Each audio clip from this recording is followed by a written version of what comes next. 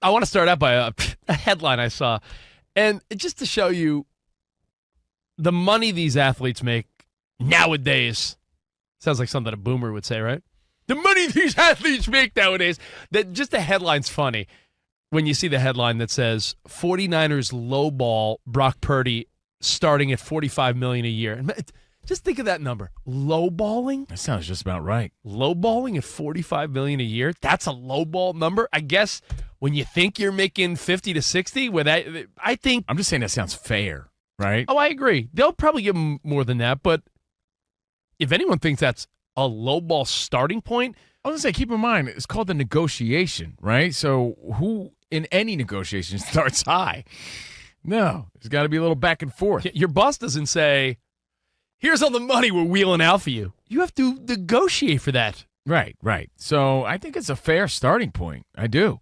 I don't think he's worth much more than that, especially if you want a nice team behind him. Well, what did my grandfather used to tell me about baseball cards? And it applies to everything in life. They're worthless, Richie. No. They're only worth what someone's willing to give you for them. Yeah, but Grandpa, Jose Canseco's rated rookie is worth $85. Oh, Richie boy, who's going to give you $85? Well, I don't know, Grandpa, but you'll see. No one. I'm just saying, if the Niners... Billy Ripken's an error card. It's worth $35, Grandpa. It says F-face. There's an obscenity on it. Oh. So, with the baseball card theory, I just look at it as, well, who's going to give Brock Purdy more than $45 to $50 million a year? If you say, the Niners say, all right, 4 years, 185, like a little more than 45 a year. 4 years, 190. If he's between 40 and $50 million a year. You don't think they could negotiate and settle on a sweet 50? That's like nice. 4 years, 200? A little in between. He wants 60. They want 40. They meet in the middle at 50. If Brock Purdy gets 4 years, 200, I think most people would be happy. But you got to ask yourself, if the Niners don't, it goes with dating, it goes with work, it goes with baseball cards, it goes with everything in life. The market will dictate what you're worth, right? You're only worth what people are willing to pay. You'll think, I'm the hottest commodity. Yeah, go on a dating app. They'll tell you if you're a hot commodity. Go to a bar. You'll see who hits on you. You'll see who gives you their number, who trades DMs with you. The market tells you. The dating world tells you. Your boss will tell you. Because if you don't like what you're getting paid and you think you're worth more, someone else will give it to you. But I got to ask the question, who's going to give Brock Purdy $55, $60 million a year if the Niners say, yeah, we're not doing that? Is some team going to be like, we desperately need Brock? Listen, I love Brock Purdy, but he's not Mahomes. He's not Josh Allen or Joe Burrow or Lamar Jackson. He's next tier. He's a solid quarterback that's doing well for this team. Will that translate on another team? That's the other risk that a team would have to take and that he would have to take. You see that bunk, if I were him, I'd want to stay there at a sweet 50. You see anything as close as possible to 50 just because I know I fit in here and I'm welcomed here. You see that clickbait stuff that's been going around the last couple of days where, are the Titans interested in Brock Purdy? And I'm like, you know what? If you want to pay Brock Purdy.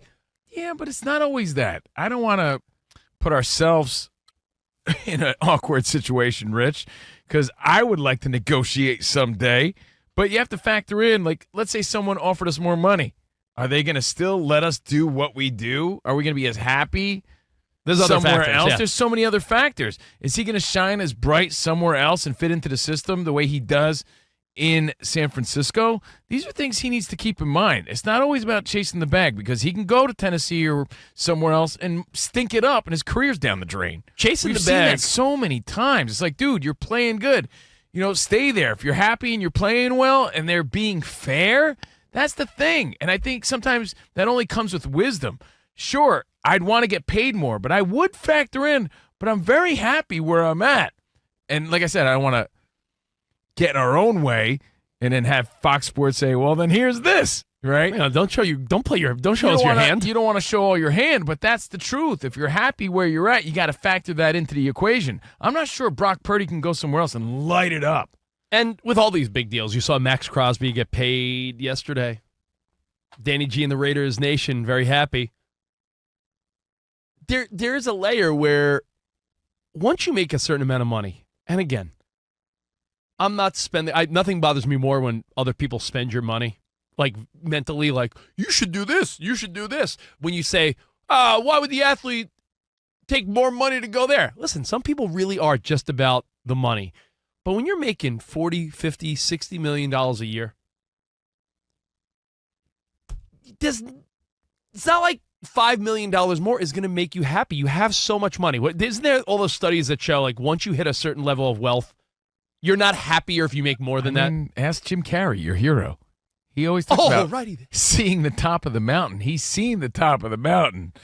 And it's not all it's cracked up to be. Like Danny G brought up recently, that was the Aaron Rodgers story. He won the Super Bowl. That was his lifelong dream as a kid playing football growing up. That was the goal. Once he got there and won it, it's like, all right, well, what else is going to make me happy? An extra $5 million, Rich, is not going to make Brock Purdy happier. Him playing well, being embraced by the fans and the team, that's where it's at. So you find a compromise. You settle at, they're offering him $45 a year. Yeah. Anything close to 50, take it. The reality, if it was a game show, if it was like Deal or No Deal, I'd be like, take it. Take it. Take it. And it seems obvious, right? But when you think about how we talk about these big numbers, put in perspective someone that makes, give me a good round number, a guy that makes $100,000 doing a sales job. Okay. $100,000, he would work 20 years to make $2 million.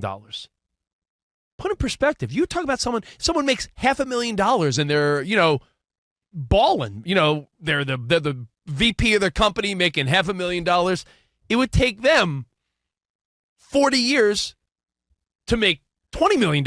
It's about fair, though, Rich. It's about fair or not. Can't compare Brock Purdy and his career in professional sports to anyone else. Is it fair? And it does. It sounds fair. I know what you're saying. You can't compare, but what I'm saying is 1 year of Brock Purdy making $50 million after taxes, agent fees, all that. Let's say he comes away with 20-something mil. $20-something million is probably 10 times more than most people will make in their whole life. Yeah, sad. So, with that said, happiness, where you'll win, all these other things have to play a role. And if Brock Purdy is not a flashy guy and he's a humble guy, let's say he buys a house in the Bay Area or wherever he wants to live, a $5-10 million house. He could pay it in cash and still be like, yeah, I'm good for the rest of my life. No one's going to say, poor Brock Purdy, look at him. He's on OnlyFans now. He's going to be just fine. Also, a big part of your happiness, for us, it's our bosses and who we work for. In the NFL, it's your coaches, coaching staff, especially your head coach, your offensive coordinator.